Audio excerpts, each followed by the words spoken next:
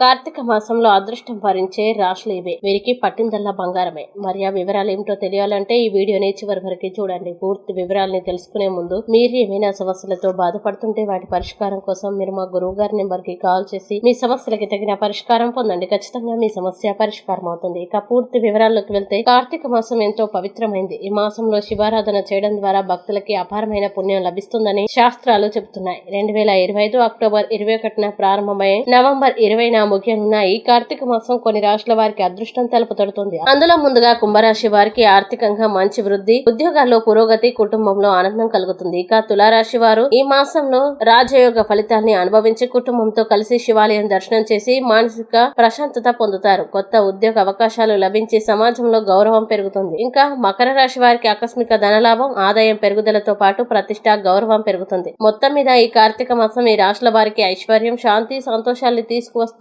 శివుని దివ్య కృపని ప్రసాదిస్తుంది. ఈ వీడియో మీకు నచ్చినట్లయితే లైక్ చేయండి, షేర్ చేయండి. ఇలాంటి మరిన్ని వీడియోల కోసం మా ఛానల్ ఇప్పుడే సబ్స్క్రైబ్ చేయండి.